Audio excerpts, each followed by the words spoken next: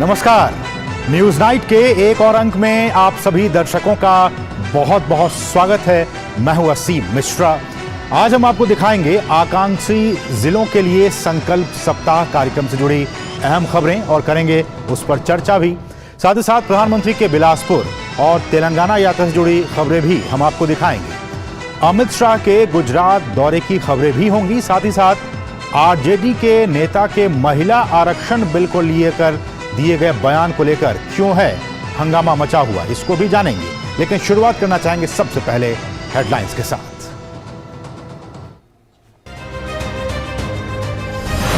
प्रधानमंत्री नरेंद्र मोदी ने आकांक्षी ब्लॉक से जुड़े विशेष अभियान संकल्प सप्ताह का दिल्ली में किया शुभारंभ।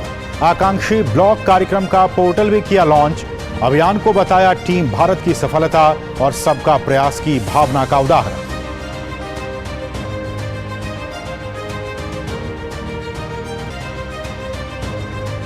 पीएम मोदी ने भारत मंडपम में लगी विशेष प्रदर्शनी का भी किया उद्घाटन। प्रदर्शकों से किया संवाद। देश के विभिन्न हिस्सों से जुड़े ब्लॉक प्रतिनिधियों से भी की बातचीत। प्रतिनिधियों ने पीएम से साझा किए अपने अनुभव।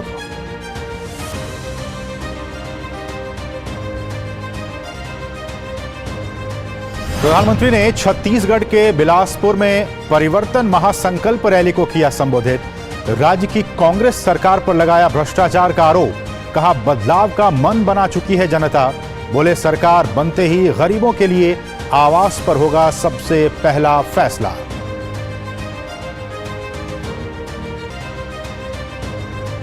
भारत ने ब्रिटिश अधिकारियों के सामने उठाया स्कॉटलैंड में भारतीय उच्चायुक्त से बदसलूकी का मामला। अतिवादी तत्वों के दुस्साहस पर की वाजिब पुलिस कार्रवाई की मांग। भारतीय समुदाय ने घटना की कड़ी निंदा की।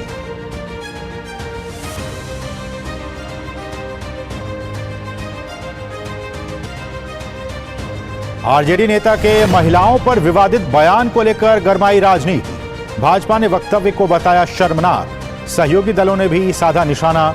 झामुमो सांसद महुआ माझी ने किया कटाक्ष। बढ़ते हंगामे के बाद आरजेडी की डैमेज कंट्रोल की कोशिश।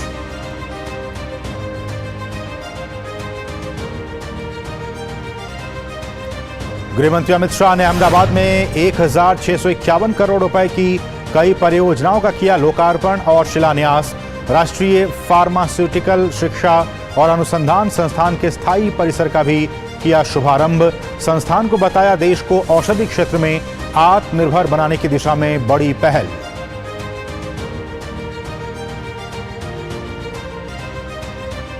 ₹2000 के नोट बदलने की समय सीमा 1 हफ्ते तक बढ़ाई गई। अब 7 अक्टूबर तक बैंकों में बदले जा सकेंगे नोट। पहले 30 सितंबर थी अंतिम तारीख।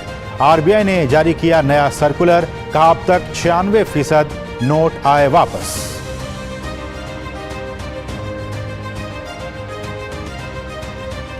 और एशियाई खेलों में भारत का शानदार प्रदर्शन जारी। पाकिस्तान को हराकर स्क्वॉश में जीता स्वर्ण। टेनिस में बोपन्ना और ऋतुजा की जोड़ी को भी स्वर्ण पदक। निशानेबाजी में 10 metre air pistol mix team को रजत। पीएम ने विजेताओं को दी बधाई।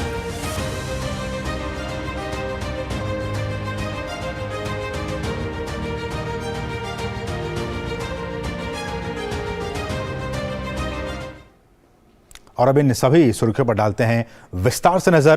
प्रधानमंत्री नरेंद्र मोदी ने कहा है कि छत्तीसगढ़ आज कांग्रेस सरकार के शासनकाल में आतंक, भ्रष्टाचार और कुशासन से त्रस्त है।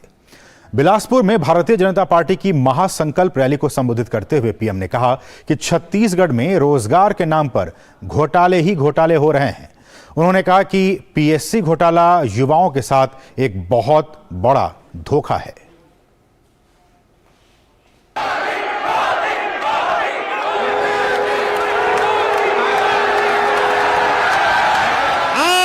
सपना अब मोदी का संकल्प है।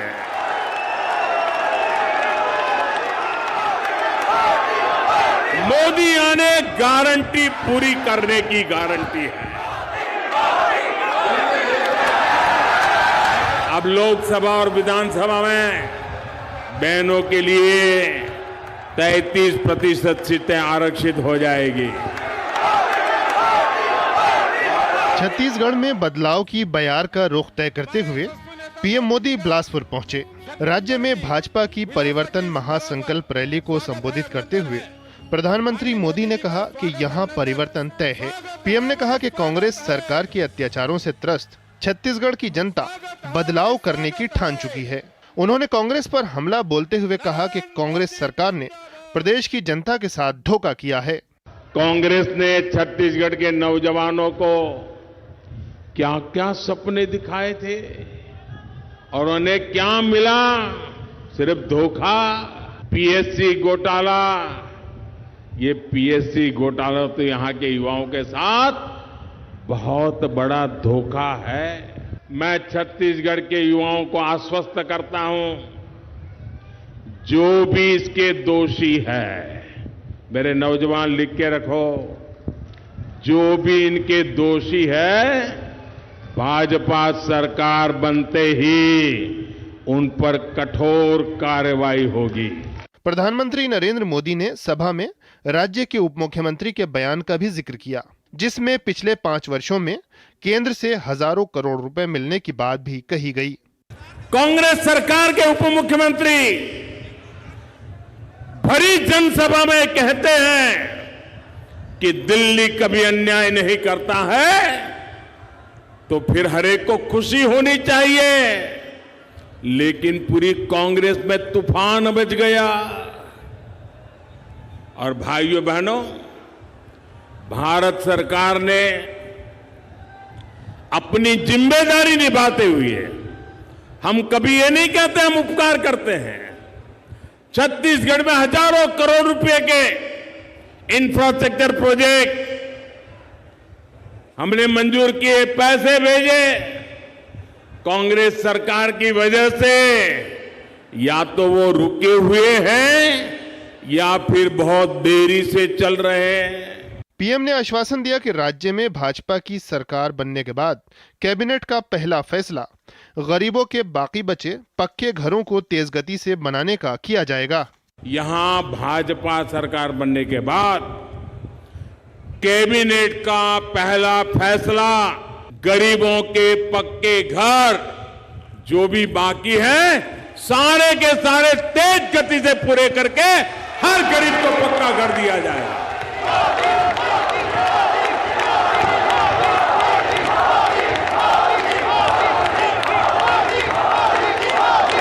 मेरे परिवारजनों, मोदी से कांग्रेस की ये नफरत इसलिए है क्योंकि उनको तकलीफ हो रही है कि पिछड़े समाज से आया हुआ इंसान प्रधानमंत्री कैसे बन गया। पीएम ने कांग्रेस पर गरीब के साथ अन्याय करने का आरोप लगाया। उन्होंने कहा कि कोरोना काल में सभी परिवारों का चूल्हा जल सके, इसके लिए गरीब कल्याण अन्न योजना शुरू की गई थी और कांग्रेस सरकार ने गरीब के पेट में जाने वाला अन्न भी खा लिया, साथ ही इसमें भी भ्रष्टाचार कर दिया। उन्होंने कहा कि कांग्रेस सरकार में कुपोषण से मौत की खबरें आई हैं, लेकिन प्रदेश सरकार ने इसे दबा कर रखा है, छिपा कर रखा है। पीएम ने आरोप लगाया कि लोगों के बच्चों के जीवन से कांग्रेस वालों को कोई लेना देना नहीं है, उन्हें सिर्फ अपने बच्चों की जिंदगी बनानी है। ब्यूरो इनपुट के साथ नीरज सिंह की रिपोर्ट, डीडी न्यूज। प्रधानमंत्री नरेंद्र मोदी ने आज नई दिल्ली में देश के आकांक्षी प्रखंडों के लिए सप्ताह भर चलने वाले विशेष कार्यक्रम संकल्प सप्ताह का शुभारंभ किया। इस पहल का जो मकसद है वो नागरिकों के जीवन की क्वालिटी को, उसकी गुणवत्ता को बढ़ाने के लिए ब्लॉक स्तर पर शासन में सुधार लाना है। भारत मंडपम में आयोजित इस समारोह में देश भर के पंचायत और ब्लॉक स्तर के लगभग 3000 प्रतिनिधि शामिल हुए। प्रधानमंत्री नरेंद्र मोदी ने शनिवार को नई दिल्ली में आकांक्षी ब्लॉक कार्यक्रम के तहत संकल्प सप्ताह की शुरुआत की। प्रधानमंत्री ने इस मौके पर आकांक्षी ब्लॉक कार्यक्रम के पोर्टल चैंपियंस ऑफ चेंज का भी उद्घाटन किया। पीएम मोदी ने कहा कि आकांक्षी जिला कार्यक्रम की सफलता ही आकांक्षी ब्लॉक कार्यक्रम का आधार बनी है। पीएम ने आकांक्षी ब्लॉक कार्यक्रम के पूरी तरह सफल होने का विश्वास जताया। आकांक्षी जिला अभियान ने देश के 112 जिलों में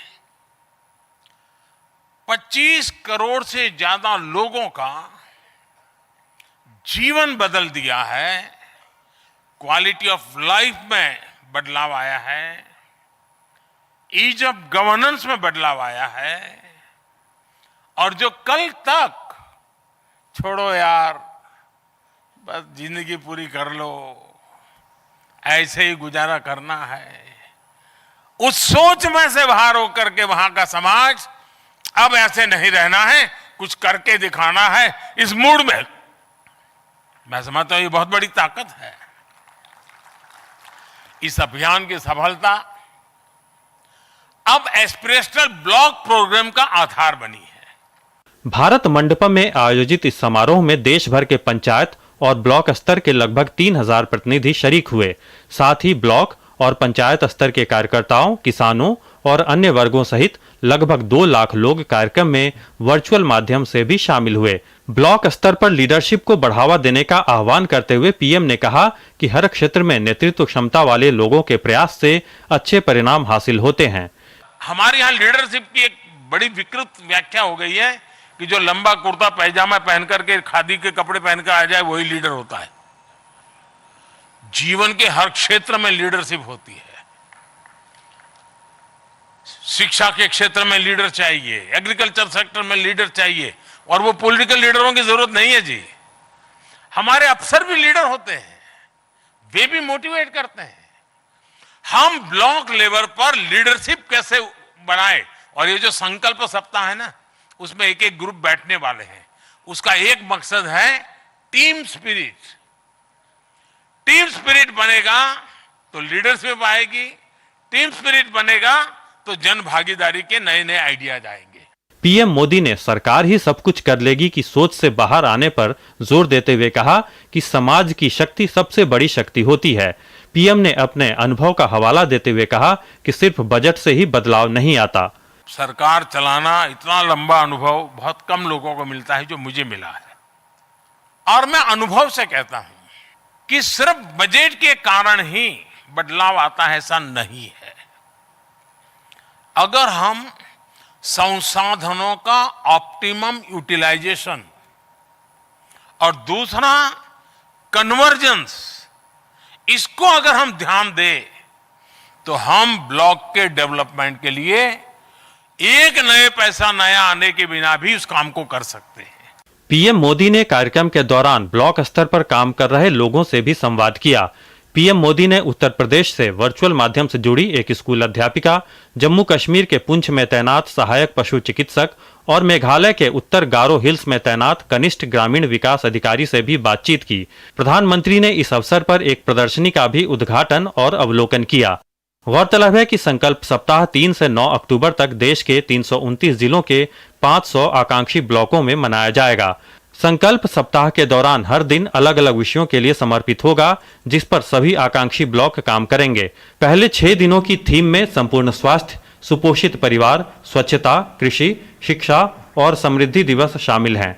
सप्ताह के अंतिम दिन 9 अक्टूबर को पूरे सप्ताह के कार्यों को संकल्प सप्ताह समावेश समारोह के रूप में मनाया जाएगा।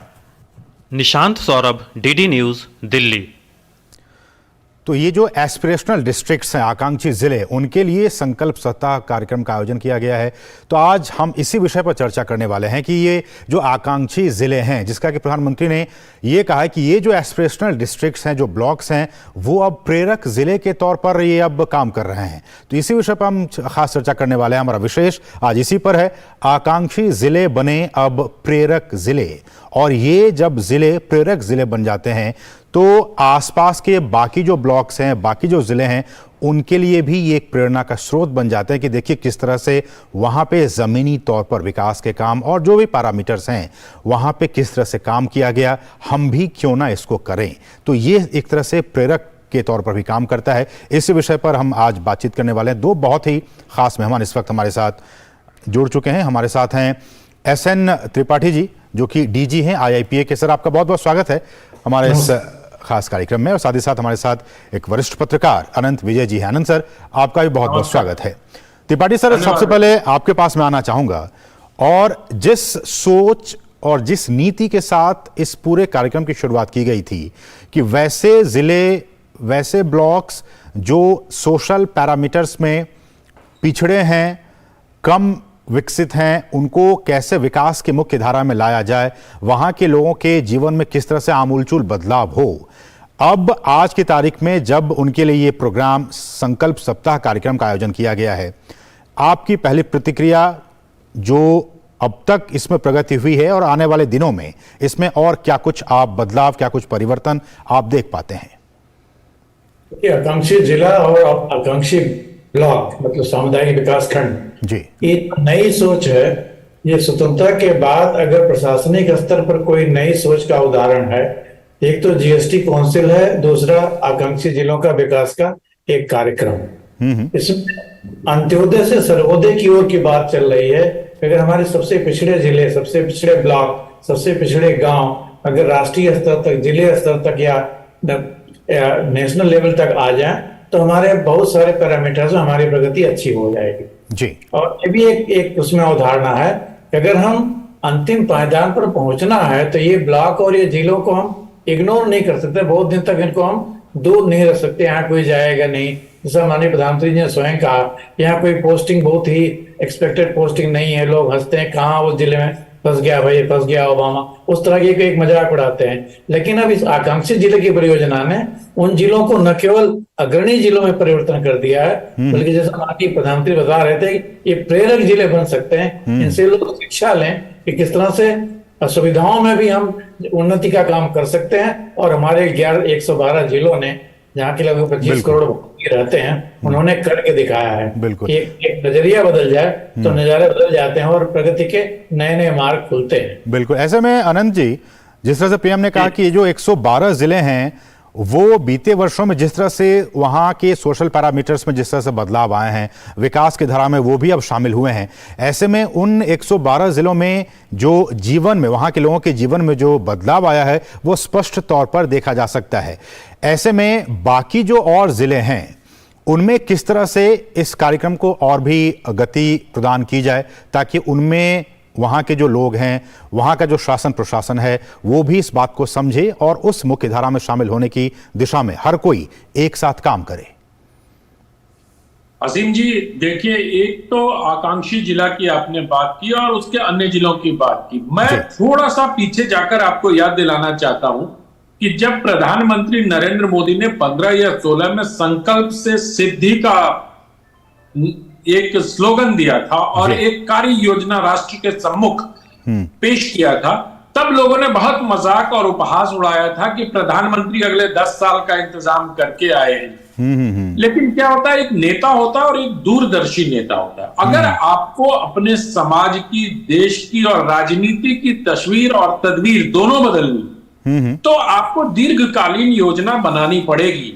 और ये आप देखिए कि पिछले जो 3 या 4 सालों में जिस प्रकार से आकांक्षी जिलों में केंद्रीय मंत्रियों की ड्यूटी लगाई गई और वो न सिर्फ वहां जाकर दौरा करके चले आए, बल्कि वहां उन्होंने रात गुजारी और उन आकांक्षी जिले के जनता की आकांक्षाओं को समझने का प्रयास किया और उसके हिसाब से योजनाएं बनाकर वहां क्रियान्वयन किया गया।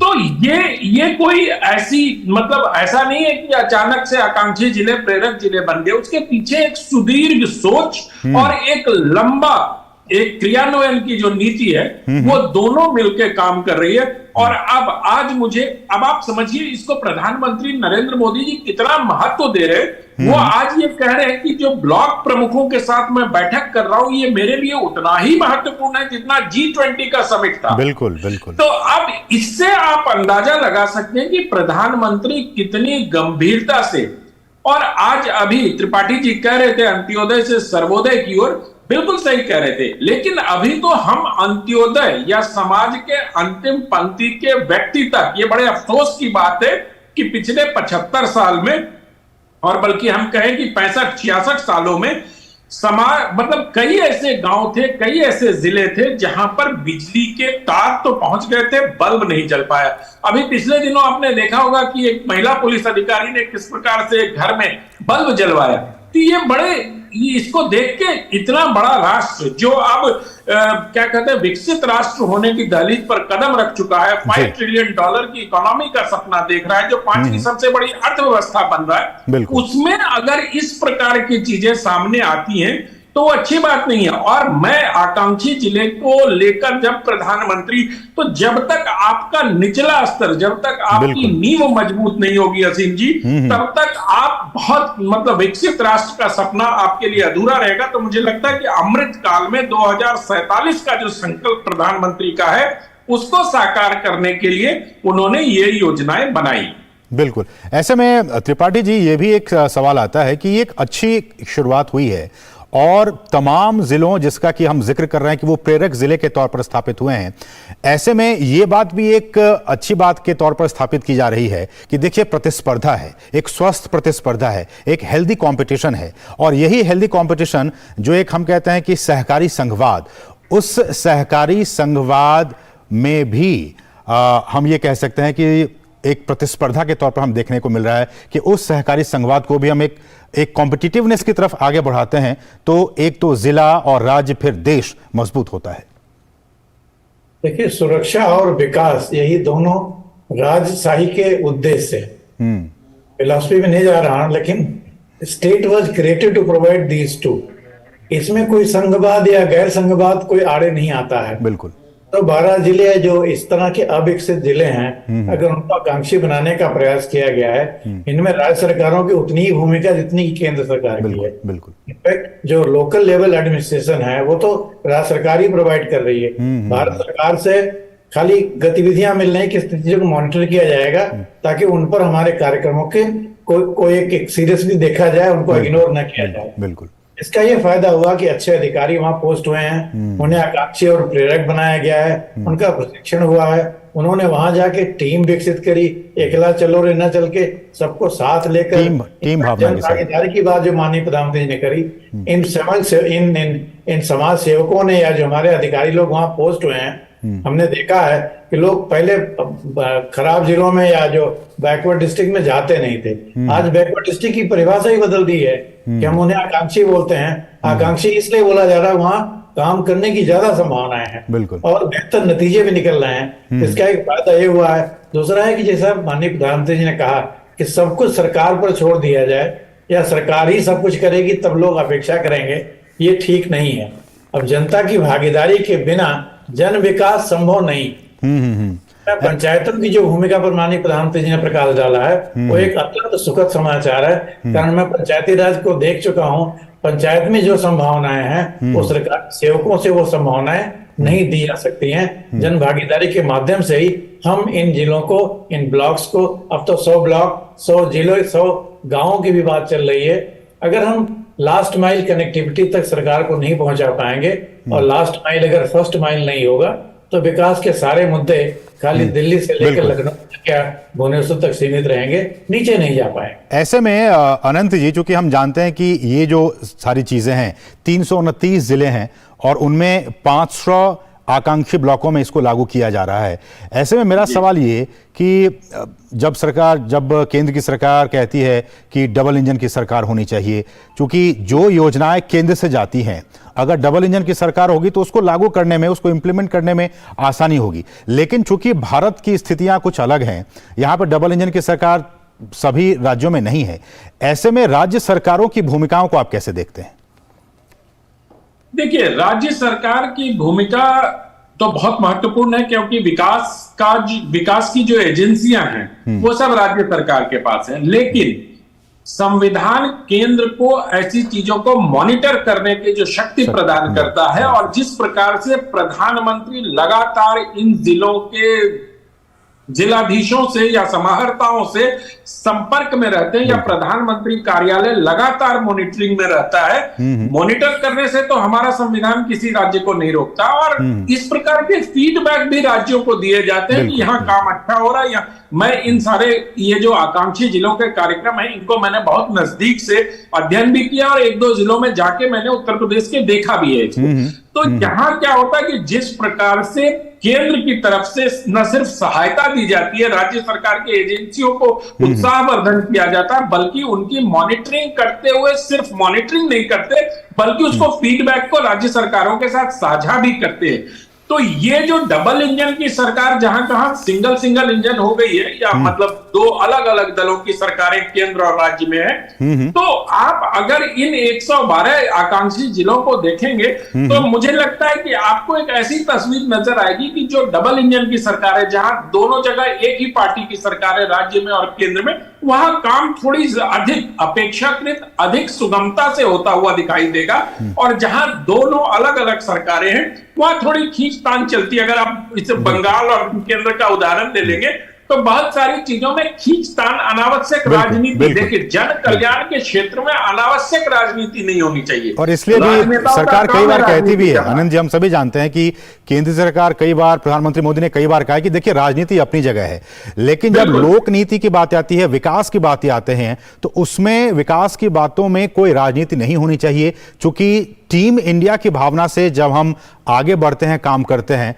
तो उससे न सिर्फ उन राज्यों का बल्कि सामूहिक तौर पर पूरे देश का विकास हो पाता है। ये बहुत ही महत्वपूर्ण बात है। प्रधानमंत्री कई बार कई मंचों पर इस बात को कह चुके हैं। फिलहाल बहुत बहुत शुक्रिया सर, इस समय इतना ही है। त्रिपाठी जी आपका बहुत बहुत शुक्रिया हमारे साथ जुड़ने के लिए, और आनंद जी आपका भी बहुत बहुत शुक्रिया हमारे साथ इस खास चर्चा में इस जुड़ने के लिए। बहुत बहुत शुक्रिया आप दोनों मेहमानों का। बढ़ेंगे आगे, रुकेंगे छोटे से ब्रेक के लिए, लेकिन ब्रेक के बाद जब वापस आएंगे तो आपको बताएंगे महिला आरक्षण पर आरजेडी नेता के विवादित बयान से किस तरह से राजनीति गर्मा गई है। दिखाएंगे ये रिपोर्ट, लेकिन एक छोटे से ब्रेक के बाद।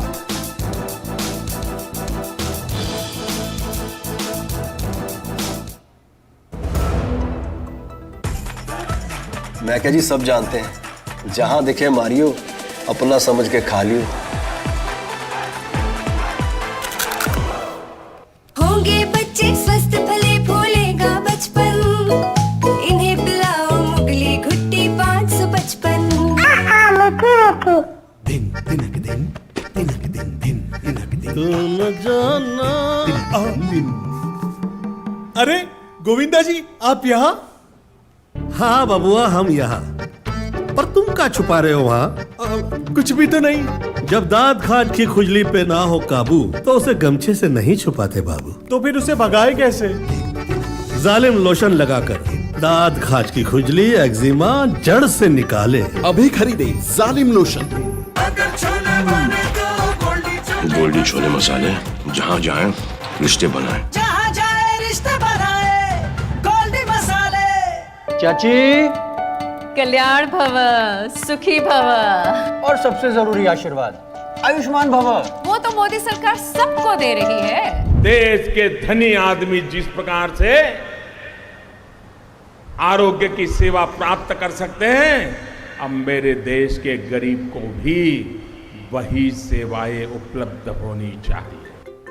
शुरू हो रहा है आयुष्मान भव अभियान 17 सितंबर से। आयुष्मान आपके द्वार का तीसरा चरण। मोबाइल से ही बन जाएगा आयुष्मान कार्ड। आयुष्मान मेला आयोजन, जहां कई बीमारियों की होगी मुफ्त जांच और इलाज। अंगदान शपथ पंजीकरण, जिससे हमारे बाद भी किसी और को मिले जीवन। रक्तदान शिविर और आयुष्मान सभा का आयोजन। इन सुविधाओं का लाभ उठाने नजदीकी आयुष्मान हेल्थ और वेलनेस सेंटर पर जाएं। अब होगा जन जन आयुष्मान। माननीय प्रधानमंत्री जी की अगुवाई में और देश के जाने माने लोगों के साथ स्वच्छता की इस मुहिम में योगदान करें। एक साथ मिलकर करते हैं साफ अपने गली और मोहल्ले को। पूजा घरों से लेकर विद्यालय तक, रेलवे स्टेशन से लेकर सड़कों तक अपनी धरोहरों का मान बढ़ाते हैं। कचरे से पर्यावरण को बचाते हैं, स्वच्छता से समृद्धि लाते हैं। 1 तारीख को अपने घर के आसपास होने वाले स्वच्छता के कार्यक्रमों की जानकारी और उसमें भाग लेने के लिए स्वच्छताहीसेवा.com पर जाएं और #स्वच्छ भारत के साथ अपने फोटो और वीडियोस अपलोड करें, ताकि पूरा देश बने स्वच्छ। और यही तो होगी 2 अक्टूबर पर गांधी जी को हमारी सच्ची श्रद्धांजलि। 1 अक्टूबर को 1 घंटे के लिए सुबह 10 बजे से स्वच्छता के लिए करें श्रमदान। मैं क्या जी, सब जानते हैं, जहां दिखे मारियो, अपना समझ के खा लियो।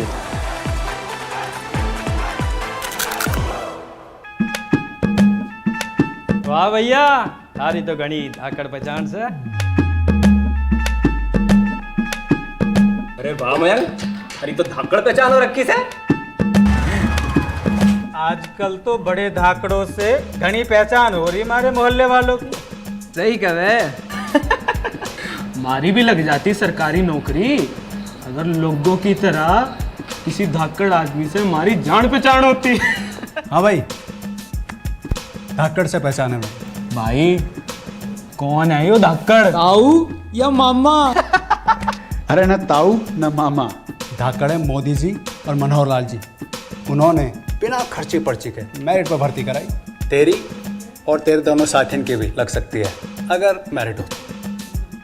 अब हरियाणा में खर्ची और पर्ची का झंझट हुआ खत्म। सरकारी नौकरी में भर्ती की प्रक्रिया को आसान बनाया। हरियाणा में अब मेरिट पर मिलती है हर नौकरी। मेरिट पर 1,10,000 भर्तियां हुई और 60,000 नौकरियों में भर्ती का काम है जारी। धाकड़ हरियाणा, जो ठाना वो कर दिखाया। और ब्रेक के बाद आपका फिर से स्वागत है। भारत ने ब्रिटिश अधिकारियों के सामने स्कॉटलैंड में भारतीय उच्चायुक्त से बदसलूकी का मामला उठाया है। भारतीय उच्चायुक्त ने ब्रिटेन के फॉरेन कॉमनवेल्थ डेवलपमेंट ऑफिसर और पुलिस के सामने अपनी आपत्ति दर्ज कराई है। शुक्रवार यानी 29 सितंबर को ब्रिटेन में भारतीय उच्चायुक्त विक्रम दोरईस्वामी और काउंसिल जनरल को कट्टरपंथियों ने ग्लासगो गुरुद्वारे में प्रवेश करने से रोक दिया था। विक्रम दोरईस्वामी ग्लासगो गुरुद्वारा में एक इनविटेशन पर पहुंचे थे जहां सामाजिक और राजनयिक मुद्दों पर चर्चा की जानी थी। इस आयोजन में समाज के वरिष्ठ नेताओं, महिलाओं, सदस्यों और स्कॉटलैंड संसद के सदस्यों को आमंत्रित किया गया था। भारतीय उच्चायुक्त की कार जैसे ही गुरुद्वारे के सामने पहुंची, उन्हें 3 लोगों ने घेर लिया। इन लोगों ने उन्हें धमकी दी और गालियां दी। उच्चायुक्त और कौंसल जनरल ने खतरे को देखते हुए तुरंत ही वहां से जाने का फैसला किया। एक चरमपंथी ने उनकी कार का दरवाजा खोलने की भी कोशिश की।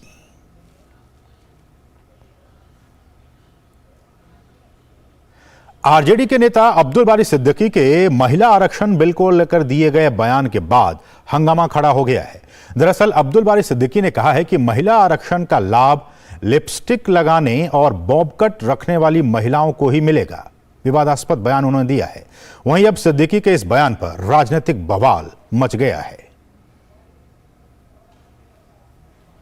नारी वंदन अधिनियम को लेकर प्रधानमंत्री नरेंद्र मोदी लगातार विपक्ष की नीयत पर सवाल खड़े करते रहे हैं। अब महिला आरक्षण पर आरजेडी के एक नेता अब्दुल बारी सिद्दीकी के बयान इसकी पुष्टि करते हैं। अब्दुल बारी सिद्दीकी ने विवादित बयान देते हुए कहा कि अब लिपस्टिक और बॉब कट बाल वाली महिलाएं आएंगी और आपका हक लेंगी। बिहार के मुजफ्फरपुर में जागरूकता सम्मेलन को संबोधित करते हुए अब्दुल बारी सिद्दीकी ने कहा कि महिलाओं का आरक्षण जाति और पिछड़े अति पिछड़े आधार पर मिलना चाहिए। भाजपा समेत दूसरे दलों ने भी आरजेडी नेता की इस विवादित टिप्पणी पर जोरदार पलटवार किया है। भाजपा प्रवक्ता शहजाद पूनावाला ने कहा कि ये सिर्फ राजद का बयान और सोच नहीं, बल्कि ये पूरे INDIA गठबंधन की विचार प्रक्रिया है। संपूर्ण महिला जगत का अपमान है। इस प्रकार की अभद्र टिप्पणी करना, अभद्र सोच रखना, ये पूरी तरह से मुझे लगता है कि ये कुत्सित मानसिकता का परिचय की नहीं, बल्कि उनके इस अशिष्ट व्यवहार का, महिलाओं के प्रति जो अभद्र टिप्पणी करके ऐसा व्यवहार करना, ये लोकतंत्र के लिए भी क्रूर मजाक है। इसी समाजवादी पार्टी, इसी आरजेडी, इसी जेडीयू के डर में जो इसी प्रकार के वक्तव्य करते हैं कि बॉब कट वाली महिलाएं आ जाएंगी, लिपस्टिक लगाने वाली महिलाएं आ जाएंगी, उनके चक्कर में, उनके समर्थन को प्राप्त करने के चक्कर में आपने कभी भी महिलाओं को उनका अधिकार नहीं दिलाया। और आज जब महिलाओं को उनका अधिकार मिल रहा है तो किस प्रकार से उनको भ्रमित किया जाए, और इसमें भी डिवाइड एंड रूल की पॉलिटिक्स चिदम्बरम जी और कांग्रेस पार्टी कर रही है। उधर झामुमो सांसद महुआ माजी ने भी अब्दुल बारी सिद्दीकी के बयान पर करारा प्रहार किया है। उन्होंने कहा कि उनके परिवार की औरतें भी लिपस्टिक लगाती होंगी, उन्हें ऐसे बयान देने से बचने चाहिए जिनसे महिलाएं आहत हों। आज हम 21वीं सदी में हैं और प्राचीन काल से ही महिलाएं श्रृंगार करती हैं। ये हमारे पुराणों में, इतिहास में, हर जाति तक में महिलाओं का श्रृंगार तो हर जगह होता है, आज भी होता है। इन्होंने कहा है उनके परिवार की महिलाएं भी निश्चित रूप से लिपस्टिक लगाती ही होंगी। इस तरह से बयान देने से बचना चाहिए जिससे कि महिलाएं आहत हों। विपक्षी गठबंधन INDIA के दूसरे सहयोगी दलों ने भी अब्दुल बारी सिद्दीकी के बयान को लेकर उन पर निशाना साधा है। मैं कहूंगी कि छोटे बालों वाली महिला भी आएंगी और फटी हुई जीन्स वाली महिलाएं भी आएंगी, क्योंकि हर महिला जो वोट करती है उनका अधिकार होता है, उनका सपना होता है, और उनका अगर विजन है कि पार्लियामेंट में आकर भागीदारी लें तो वो उनका एक राइट है। ये तो बात बहुत गलत है। उन्होंने ऐसा बोलने से पहले सोचना चाहिए, क्या उनकी घर की महिलाएं लिपस्टिक और बॉब कट नहीं करती है क्या? तो मुझे लगता है इस तरह से महिलाओं को उनके रहन सहन के ऊपर टीका टिप्पणी करना ये शोभा नहीं देता। ये बात सच है कि महिला आरक्षण बिल का संसद में करीब करीब सभी दलों ने समर्थन किया, लेकिन किंतु परंतु के साथ। पहले कई बार आरजेडी समेत दूसरे दलों द्वारा पैदा की गई अड़चनों के कारण ये बिल आज तक लटका रहा, लेकिन इस बार केंद्र सरकार के रुख को देखते हुए सभी दलों का इसका समर्थन करने पर मजबूर होना पड़ा। अब्दुल बारी सिद्दीकी का बयान यही बताता है कि उन्होंने समर्थन जरूर किया है, लेकिन दिल से महिला सशक्तिकरण को मानने के लिए तैयार नहीं है। और ये पहली बार भी नहीं है जब आरजेडी के नेताओं ने समाज को बांटने वाला बयान दिया हो। इससे पहले आरजेडी सांसद मनोज झा ने भी एक जाति को लेकर विवादित टिप्पणी की थी, जिससे लोगों में भारी रोष देखा गया था। Bureau report, DD news. बढ़ेंगे आगे। केंद्रीय गृह मंत्री अमित शाह ने कहा है कि प्रधानमंत्री नरेंद्र मोदी देश के विकास के लिए T20 स्टाइल में बैटिंग कर रहे हैं। अमित शाह ने कहा कि जिन कामों को पूरा करने में 50-60 साल लग गए, वे प्रधानमंत्री नरेंद्र मोदी के नेतृत्व में सिर्फ 3 महीनों में कर दिए गए। गृह मंत्री अमित शाह गुजरात के अहमदाबाद और गांधीनगर में विकास परियोजनाओं से जुड़े कई कार्यक्रमों में शामिल होते हुए ये बातें कहीं। गुजरात दौरे पर पहुंचे केंद्रीय गृह मंत्री अमित शाह ने अहमदाबाद और गांधीनगर में विकास परियोजनाओं की कई सौगात दी। केंद्रीय गृह मंत्री अमित शाह ने अहमदाबाद के सरखेज, भाड़स गांव, ओगड़ज, जगतपुर गांव, त्रागड़ में तालाबों के नवीनीकरण कार्यों का शिलान्यास किया। केंद्रीय गृह मंत्री अमित शाह ने गांधीनगर में अहमदाबाद म्युनिसिपल कॉरपोरेशन और अहमदाबाद अर्बन डेवलपमेंट अथॉरिटी के 1651 करोड़ रुपए की लागत के विभिन्न विकास कार्यों का लोकार्पण और शिलान्यास किया। कार्यक्रम में गुजरात के मुख्यमंत्री भूपेंद्र पटेल भी मौजूद रहे। केंद्रीय गृह एवं सहकारिता मंत्री ने अपने संबोधन में कहा कि गांधीनगर लोकसभा क्षेत्र में कोई ऐसा वार्ड नहीं है जहां विकास कार्यों का लोकार्पण और शिलान्यास न हुआ हो। उन्होंने कहा कि अहमदाबाद म्युनिसिपल कॉरपोरेशन और गुजरात सरकार ने लोगों के मांग करने से पहले ही विकास कार्य शुरू किए हैं। केंद्रीय गृह मंत्री अमित शाह ने गांधीनगर में national institute of pharmaceuticals and research के नए भवन का भी उद्घाटन किया। इस मौके पर उन्होंने कहा कि पीएम मोदी के कल्पना से बने 7 नाई पर ज्ञान, शिक्षा, व्यापार, अनुसंधान को जोड़ने वाला सेतु बनकर भारत को फार्मास्यूटिकल के क्षेत्र में आत्मनिर्भर बनाने का बड़ा काम कर रही हैं। उन्होंने कहा कि मोदी सरकार ने 2200 करोड़ रुपए जारी किए हैं, जिससे आने वाले समय में ये संस्थान रिसर्च के क्षेत्र में अच्छा काम कर पाएंगे।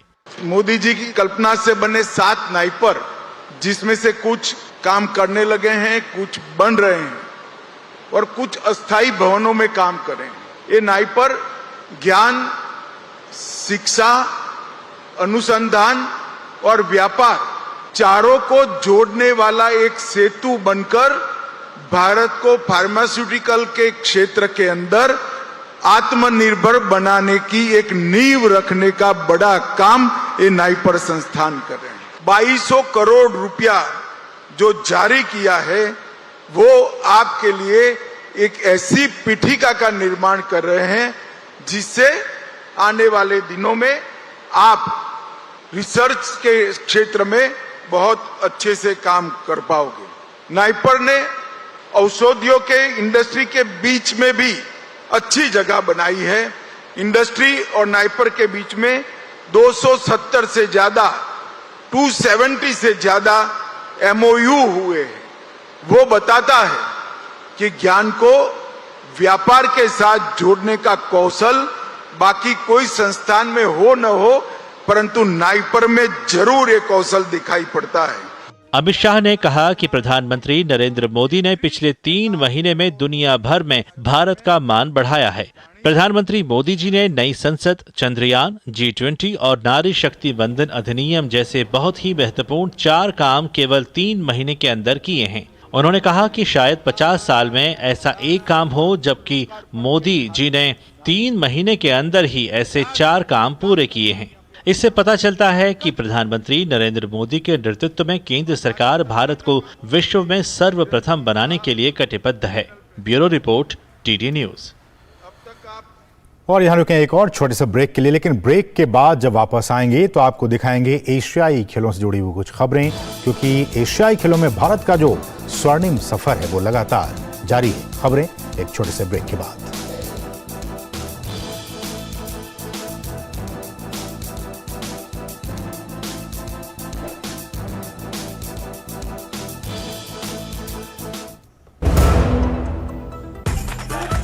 मैं क्या जी सब जानते हैं, जहां दिखे मारियो, अपना समझ के खा लियो। होंगे बच्चे स्वस्थ भले भूलेगा बचपन, इन्हें पिलाओ मुगली घुट्टी 555। दिन दिनक दिन दिनक दिन दिन दिनक दिन तुम जाना। अरे गोविंदा जी, आप यहाँ? हाँ बबुआ, हम यहाँ। पर तुम क्या छुपा रहे हो वहाँ?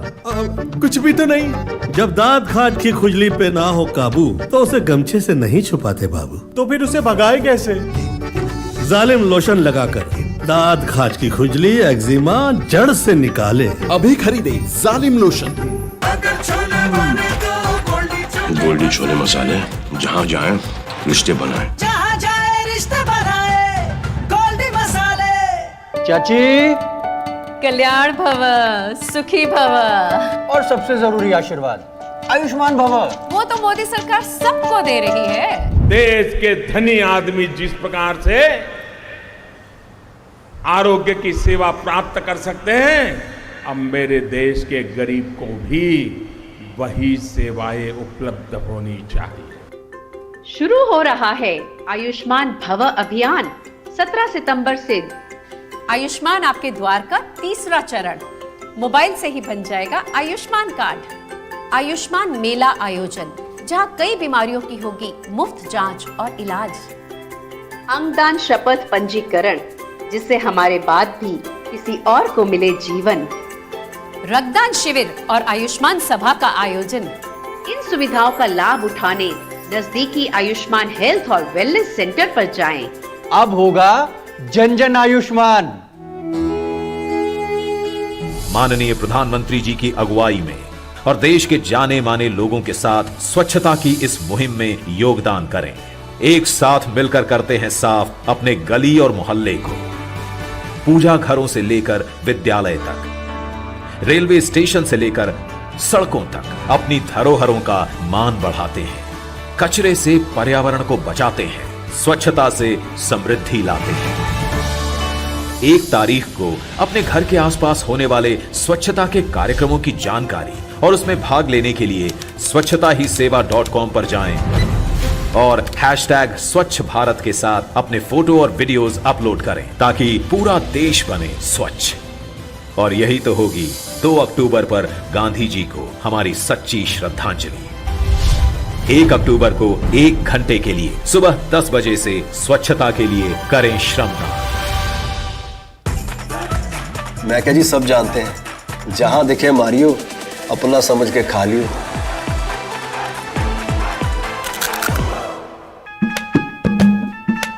वाह भैया, तारी तो गणी धाकड़ पहचान से। अरे वाह मयंक, अरे तो धाकड़ पहचान हो रखी से।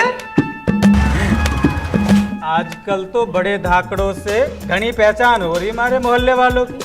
सही कहे। हमारी भी लग जाती सरकारी नौकरी, अगर लोगों की तरह किसी धाकड़ आदमी से हमारी जान पहचान होती। हाँ भाई, धाकड़ से पहचाने में। भाई कौन है यो धाकड़? ताऊ या मामा? अरे न ताऊ न मामा, धाकड़ है मोदी जी और मनोहर लाल जी। उन्होंने बिना खर्चे पर्ची के मेरिट पर भर्ती कराई। तेरी और तेरे दोनों साथियों की भी लग सकती है अगर मेरिट हो। अब हरियाणा में खर्ची और पर्ची का झंझट हुआ खत्म। सरकारी नौकरी में भर्ती की प्रक्रिया को आसान बनाया। हरियाणा में अब मेरिट पर मिलती है हर नौकरी। मेरिट पर 1,10,000 भर्तियां हुई और 60,000 नौकरियों में भर्ती का काम है जारी। धाकड़ हरियाणा, जो ठाना वो कर दिखाया। और ब्रेक के बाद आपका फिर से स्वागत है। बात करेंगे एशियन गेम्स की। चीन के हांगझो में चल रहे 19वें एशियाई खेलों में भारत का जो स्वर्णिम सफर है वो लगातार जारी है। भारत ने आज 2 गोल्ड सहित 5 पदक अपने नाम किए हैं। स्क्वॉश में भारतीय पुरुष टीम ने पाकिस्तान को हराते हुए गोल्ड मेडल अपने नाम किया, जबकि रोहन बोपन्ना और ऋतुजा भोसले की जोड़ी ने टेनिस में गोल्ड मेडल जीतने में कामयाबी पाई।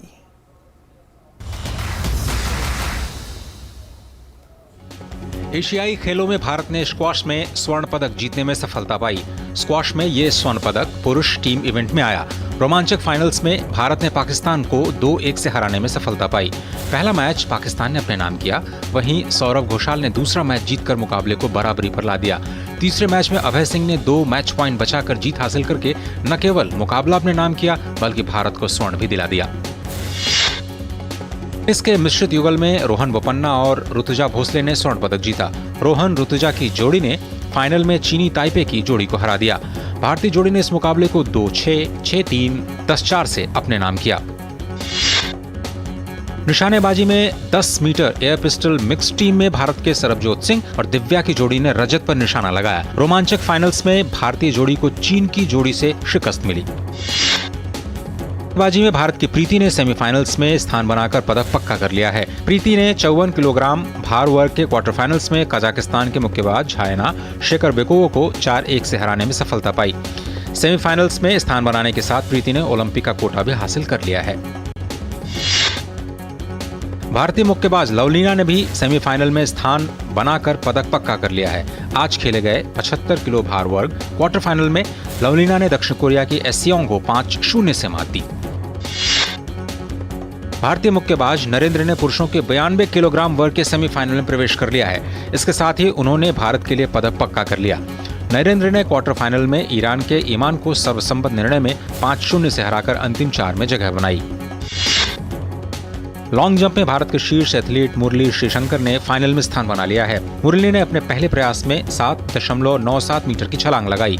फाइनल के लिए क्वालिफिकेशन मार्क 7.90 मीटर का था। इसी स्पर्धा में एक अन्य भारतीय जेस्मिन एल्ड्रिन ने भी फाइनल में स्थान बनाया है। महिलाओं की 100 मीटर बाधा दौड़ में भारत की ज्योति यारजी ने भी फाइनल में जगह बनाई। वो क्वालिफिकेशन में दूसरे नंबर पर रहीं। उन्होंने 13.03 सेकंड्स का समय निकाला। फाइनल रविवार को खेला जाएगा। टेबल टेनिस में भारत की सुथीर्था और अहकिया ने शानदार प्रदर्शन किया। भारतीय जोड़ी ने क्वार्टर फाइनल में दुनिया की नंबर 2 जोड़ी मेंग और यिडी को 11-5, 11-5, 5-11, 11-9 से हराया और अंतिम 4 में प्रवेश कर लिया।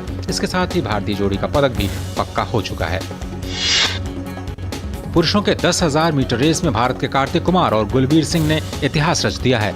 कार्तिक ने 28 मिनट 15.38 की टाइमिंग के साथ रजत पदक और गुलवीर ने 28, 17, 21 की टाइमिंग के साथ कांस्य पदक जीता। और हॉकी की बात की जाए तो एशियाई खेलों में भारतीय हॉकी टीम ने शनिवार को खेले गए मुकाबले में पाकिस्तानी टीम को 10-2 से हरा दिया। भारत की पाकिस्तान के खिलाफ ये हॉकी के इतिहास में सबसे अधिक गोल अंतर से जीत का रिकॉर्ड है। भारत की ये टूर्नामेंट में लगातार चौथी जीत है। इस जीत के साथ ही भारत ने सेमीफाइनल में भी प्रवेश कर लिया है। और एशियाई खेलों में अब तक भारतीय खिलाड़ियों का जो प्रदर्शन है वो कैसा रहा है, इस पर चर्चा के लिए हमारे साथ एक बहुत ही खास मेहमान वरिष्ठ खेल पत्रकार राकेश थपलियाल जी इस वक्त हमारे साथ मौजूद हैं। राकेश जी, आपका स्वागत है न्यूज नाइट में। और जैसा कि हम लगातार कह रहे हैं कि जो भारत का जो एशियाई गेम्स में, एशियाई खेलों में जो स्वर्णिम सफर है वो लगातार जारी है। आपकी प्रतिक्रिया, आप कैसे आंकते हैं अब तक के खेल को लेकर, भारतीय खिलाड़ियों के प्रदर्शन को लेकर? देखिए, बहुत अच्छा प्रदर्शन हमारा रहा है एशियाई खेलों में। पिछली बार भी हमने 70 पदक जीते थे और हम उससे ज्यादा की उम्मीद करके यहाँ पर उतरे हैं। और सबसे बड़ी बात जो अभी तक के खेलों में उभर कर आई है कि अनेक हमारे ऐसे खिलाड़ी हैं कि जिन्होंने टीम इवेंट में भी गोल्ड जीते हैं और इंडिविजुअल इवेंट में भी जीते हैं। और अनेक ऐसे खेल निकल कर आ रहे हैं कि जैसे आप देखिए कि आज बहुत जबरदस्त प्रदर्शन स्क्वाश के अंदर किया है। स्क्वाश एक ऐसा खेल है जो कि हिंदुस्तान में आम खेल नहीं है, उसके लिए जो सुविधाएं हैं वो आम नहीं है, लेकिन उसके बावजूद हमारे खिलाड़ियों ने पाकिस्तान के खिलाफ 2-1 से जो जीत दर्ज की और जो जज्बा दिखाया, पहला मैच हारने के बाद फिर सौरभ घोषाल ने मैच जीता, फिर अभय सिंह ने जिस तरह से लगातार 4 पॉइंट जीते, मैच पॉइंट था वो 2 अंक उन्होंने पहले बचाए और उसके बाद 2 अंक जीते, तो बहुत ही सराहनीय उनका प्रदर्शन रहा है। और स्क्वाश के आपको मैं बताऊं कि एक ऐसा खेल है जिसको अभी स्पोर्ट्स अथॉरिटी ऑफ इंडिया ने भी बहुत गंभीरता से नहीं लिया था। अभी कुछ महीने पहले दिल्ली के नेशनल स्टेडियम में, जो मेजर ध्यानचंद स्टेडियम है, वहां पर स्क्वाश के अनेक कोर्ट्स बनाए गए हैं। और आपको बताऊं कि हमारे जो विदेश मंत्री हैं एस जयशंकर साहब, उनको स्क्वाश का बड़ा शौक है, तो उन्होंने उसका उद्घाटन भी किया था। तो अब ये इसको बहुत जल्दी ही आम लोगों का भी खेल बनाने की तैयारी चल रही है, क्योंकि अभी तक स्क्वाश बड़े बड़े क्लबों में या बड़े बड़े कॉलेजेस में या स्कूल के अंदर इसके कोर्ट्स नजर आते थे, लेकिन अब इसको भारतीय खेल प्राधिकरण ने आम आदमी का खेल बनाने के लिए इसकी शुरुआत कर दी है।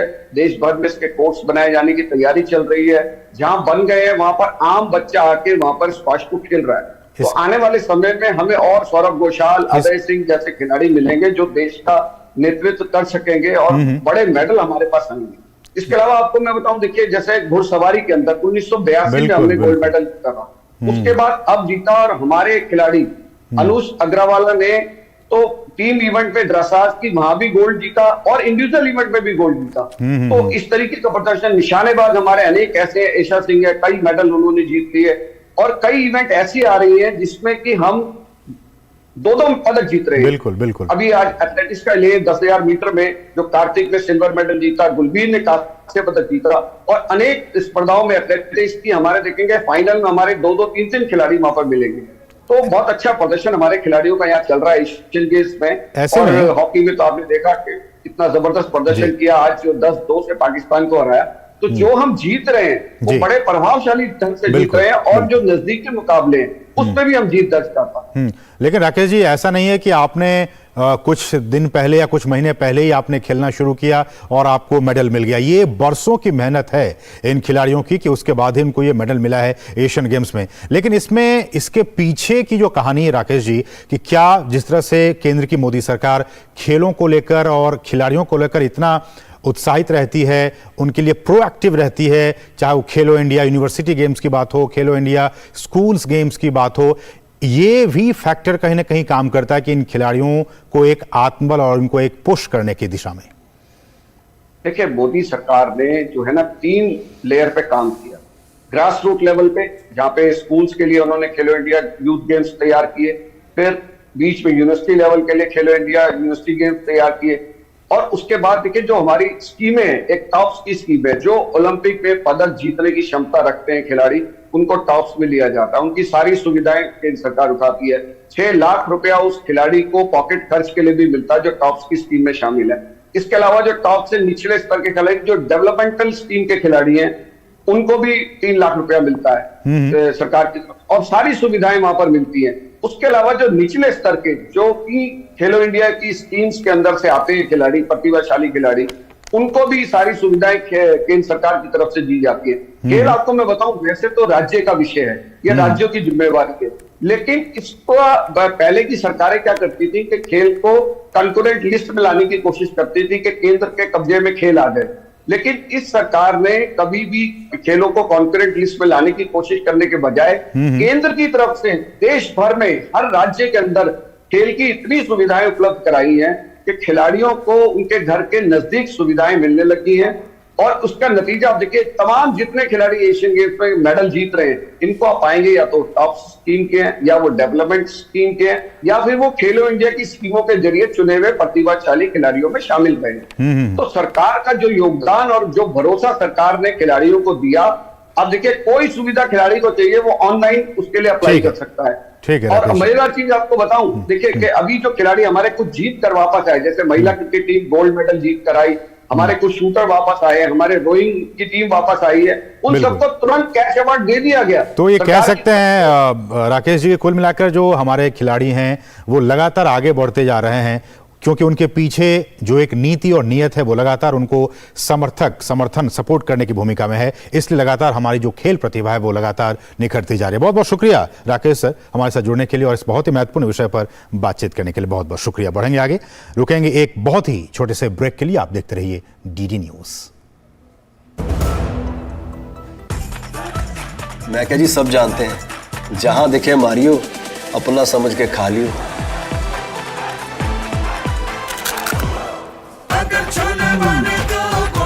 गोल्डी छोले मसाले, जहाँ जाए रिश्ते बनाए। जहाँ जाए रिश्ते बनाए गोल्डी मसाले। दिन तिनक दिन तिनक दिन दिन तिनक दिन तुम जाना। अरे गोविंदा जी आप यहाँ? हाँ बबुआ हम यहाँ, पर तुम क्या छुपा रहे हो वहाँ? कुछ भी तो नहीं। जब दांत खाज की खुजली पे ना हो काबू तो उसे गमछे से नहीं छुपाते बाबू। तो फिर उसे भगाए कैसे? जालिम लोशन लगाकर दांत खाज की खुजली एक्जिमा जड़ से निकाले। अभी खरीदे जालिम लोशन। माननीय प्रधानमंत्री जी की अगुवाई में और देश के जाने माने लोगों के साथ स्वच्छता की इस मुहिम में योगदान करें। एक साथ मिलकर करते हैं साफ अपने गली और मोहल्ले को। पूजा घरों से लेकर विद्यालय तक, रेलवे स्टेशन से लेकर सड़कों तक अपनी धरोहरों का मान बढ़ाते हैं। कचरे से पर्यावरण को बचाते हैं, स्वच्छता से समृद्धि लाते हैं। 1 तारीख को अपने घर के आसपास होने वाले स्वच्छता के कार्यक्रमों की जानकारी और उसमें भाग लेने के लिए स्वच्छताहीसेवा.com पर जाएं और #स्वच्छ भारत के साथ अपने फोटो और वीडियोस अपलोड करें ताकि पूरा देश बने स्वच्छ। और यही तो होगी 2 अक्टूबर पर गांधी जी को हमारी सच्ची श्रद्धांजलि। 1 अक्टूबर को 1 घंटे के लिए सुबह 10 बजे से स्वच्छता के लिए करें श्रमदान। चाची कल्याण भव, सुखी भव और सबसे जरूरी आशीर्वाद आयुष्मान भव।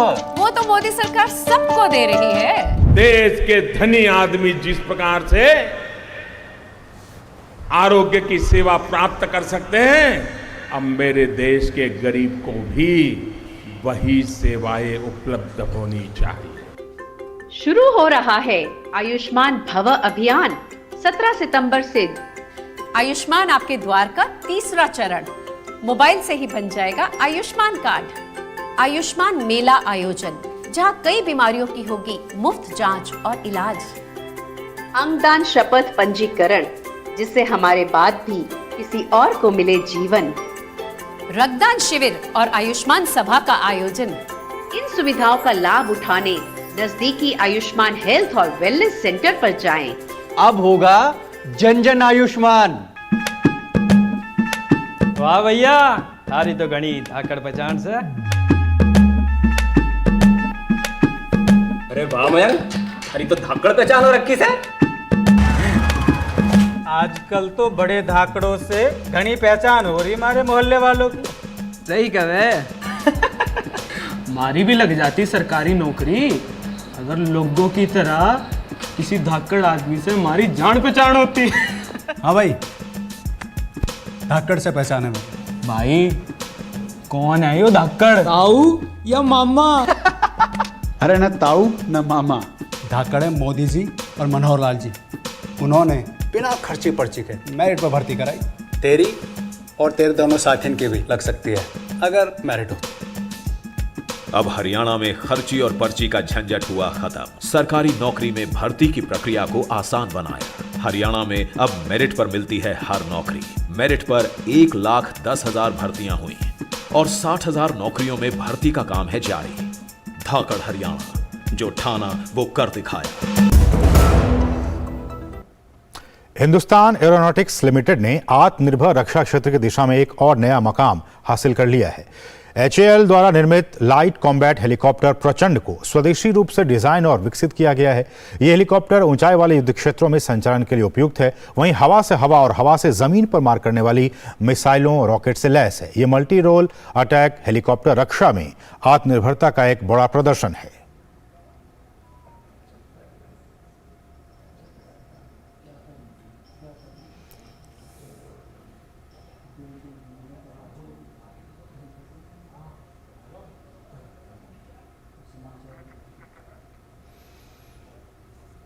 तो इस खबर के साथ ही न्यूज नाइट के आज के संग में बस इतना ही। मुझे और हमारी पूरी टीम को दीजिए अनुमति। नमस्कार।